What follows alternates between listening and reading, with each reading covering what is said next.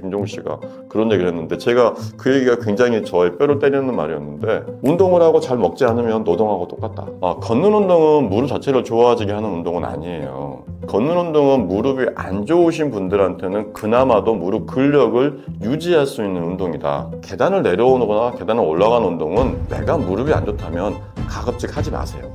제일 중요한 것 같아요. 무릎 통증이 지속되는데도 방치하면 어떻게 되는 걸까요? 이제 모든 병은 나이가 제일 중요한 것 같아요. 병에 어느 정도 손상 입었는가도 중요한데 되게 20, 30대에서 사소한 부상은 실제로 시간이 가면 좋아지는 경우도 많이 있으시거든요. 한 50대 정도 되셨는데 무릎이 부상이 된다. 대부분은 그 정도 되시면 자연 치유 능력이 별로 많지는 않아요. 그러면 1차적으로 문제가 되는 거는 다리에 변형이 좀 오실 수 있고, 두 번째로는 변형이 오면서 연골이 상하면 관절염으로 좀 진행이 되죠. 모든 손상 중에서 무릎에서 중요한 손상은 인대 손상인 것 같아요. 인대라는 거는 어떻게 보면 나무의 뿌리 같은 거거든요.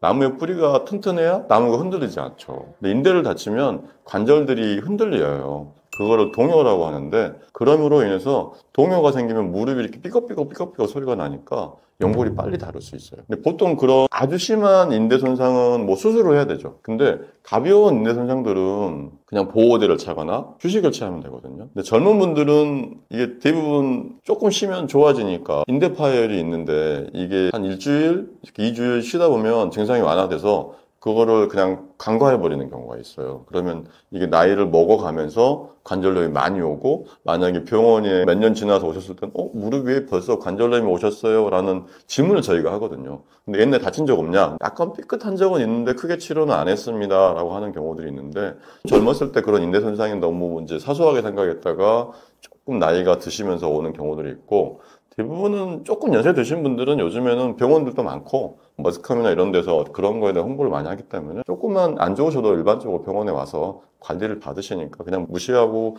지내시는 경우들은 많지는 않은 것 같습니다. 무릎에서 계속 소리가 나는데 꼭 병원에 가야 하는 건가요? 실제로 이제 무릎 아래에서 소리가 나는 원인들이 굉장히 많거든요. 1번 제일 중요한 건 정확한 위치하고 어디에 소리가 나는지는 대부분 우리가 그렇게만 봐서는 알 수는 없는 거고요. 무릎에서 소리가 날 때 중요한 건 통증이 동반되냐. 제가 설명드릴 때 이렇게 설명드리면 대부분 이해를 편하게 하세요. 제 손에서 여기 똑똑 소리 나잖아요. 이거 문제 삼는 사람은 아무도 없죠. 근데 무릎에서도 이런 소리라고 1차적으로 생각하시면 되고요. 대부분 우리 몸에 있는 뼈하고 힘줄, 이게 부딪히면서 나는 소리도 있는데 되게 힘줄하고 힘줄끼리 부딪히는 경우들이 많아요. 그러면 이 힘줄이 이렇게 두 개가 있는데요. 그 힘줄이 서로 부딪히면 이게 마찰이 생기기 때문에 그거를 막아주는 조그만 조직이 있어요. 걔네들이 우리가 하는 것처럼 붙었다가 떨어질 때 이게 조그만 물주머니가 붙어있다 떨어지면서 똑 하는 소리가 나거든요. 그 소리가 뼈를 통해서 길어오기 때문에 약간 뭐가 딱 소리가 나는 거예요. 일반적으로 그런 소리가 나는 거는 좀 많이 나시는 분도 있고 덜 나시는 분도 있는데 통증이 전혀 없다. 이거는 그냥 별로 문제는 없다라고 생각하시면 되고, 근데 소리가 날 때마다 반복적으로 아프다. 이건 좀 문제가 큽니다. 무릎을 강화하기 위해서는 어떤 운동을 해야 할까요? 그런 말씀들 많이 하시거든요. 무릎을 강화하기 위해서 운동하기 좋은 방법. 근데 무릎 자체는 연골하고 연골판, 인대 이런 조직이니까 강화시키기는 어렵죠. 좋아지는 조직도 아니고 그건 약물이나 주사나 이런 걸로 좋아지는 건데, 운동은 하는 건 무릎 주변에 있는 근육이 튼튼하게 만들어서 무릎으로 가는 스트레스를 줄여주는 거거든요. 그러니까 무릎이 좋아지는 운동이 뭐가 있을까요라는 건 어떻게 보면 질문 자체가 조금 잘못된 거고, 무릎에 뭔가 스트레스나 부하를 줄여주면서 하기 좋은 운동은 뭐가 있을까요라는 게 어떻게 보면 조금 답인데, 무릎도 어떤 부위가 안 좋냐에 따라서 좋은 운동도 있고 안 좋은 운동도 있어요. 가장 좋은 거는 웨이트입니다. 근데 웨이트를 잘못하면 또 부상을 입으실 수가 있어요. 되게 무릎에 좋아지려면 허벅지 근육이죠. 또 허벅지 앞쪽, 허벅지 옆에, 뒤에 이런 근육들이 좋아지셔야지 무릎으로 가는 스트레스가 적어지겠죠. 쉽게 생각하면 그냥 우리 허수아비처럼 근육 같은 게 없는 뼈만 있는 사람을 위에서 통통통통 두드리면 어떻게 되겠어요? 뼈로 바로 스트레스가 전달이 되겠죠. 근데 그 주변에가 풍부한 근육이나 살이 있다고 생각을 하시면 그 근육, 뼈끼리 부딪히는 스트레스가 근육들이 흡수를 해주고 보완을 해주니까 훨씬 적어지겠죠. 결국은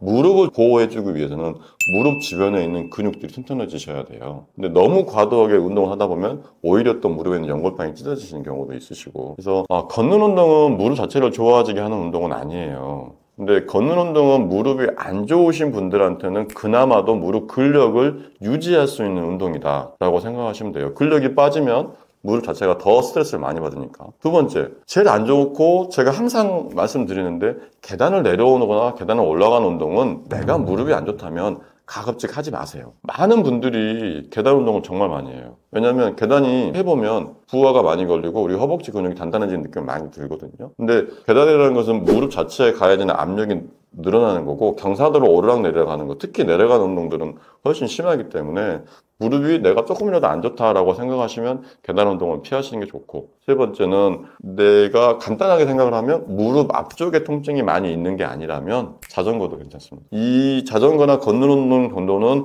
무릎이 약간 안 좋으시더라도 제가 환자분들한테 이 정도는 약간 뭐 연골이 찢어지거나 연골이 상했다고 하더라도 하시는 게 좋습니다. 그러니까 크게 무리가 없는 정도까지 시간은 늘려서 하시고, 그 다음에 이제 근육이 키워지려면 결국은 잘 드셔야 되고, 제일 안 되는 게 영양 섭취세요.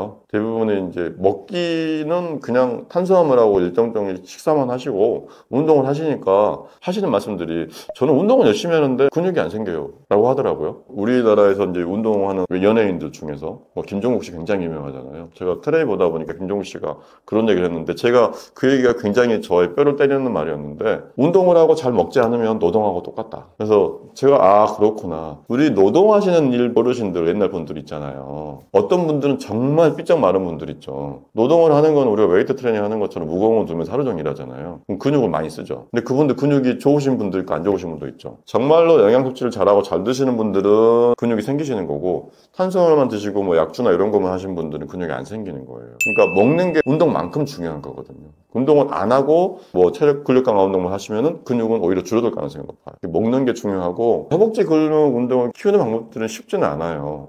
프레스는 중량을 좀 줄이면서 또는 무릎 보호대를 차면서 하시는 운동들을 서서히 하시면 이제 근력 강화가 조금 어느 정도 되실 거고, 뭐 고관절을 접거나 펴거나 고관절을 내전하거나 외전하거나 이런 여러 가지 머신들을 사용하는 운동들이 있잖아요. 그런 것들은 스쿼트를 그냥 하시는 것보다 부상의 염려가 훨씬 적거든요. 그런 운동을 적극 추천하죠. 네, 부상이 있으시다면, 무릎이 안 좋으시다면, 건강하신 분들은 스쿼트 하셔도 되고, 집에서 홈트레이닝을 하실 때, 제가 개인적인 생각입니다, 이거는. 대개는 맨발로 하시는 거는 부상이 올 가능성이 많고, 사람들이 신발을 신는 건 다 이유가 있잖아요. 그러니까 신발을 신어야 발이 어느 정도 그립력이 좀 높아져서 무릎에 가는 스트레스가 좀 적어지더라고요. 그래서 가급적 신발을 신을 수 있는, 꼭 운동을 할 수 있는 공간, 또 가급적이면 거울이 있는 공간에서 운동을 처음 시작할 때는 하시는 게 좋다. 집에서 홈트레이닝을 하는 경우에는 그런 게 내가 어떻게 운동을 하고 있는지 피드백이 전혀 안 오기 때문에 부상을 입을 염려가 좀 있다. 내가 잘하고 있는지 못하고 있는지 몰라요. 그리고 누군가 보여줄 수도 없으시고. 그러니까 그렇게 할 수 있는 공간에서 하시는 게 좋은 것 같습니다. 그래서 홈트레이닝은 처음에는 하시지 않도록 설명을 드립니다. 의사가 운동 전에 꼭 하는 무릎 스트레칭은 무엇일까요? 워밍업이 제일 중요한 것 같아요. 저 같은 경우는 한 10분 정도 러닝머신을 좀 하고요. 그러니까 몸에 약간 열이 날 수 있는 정도?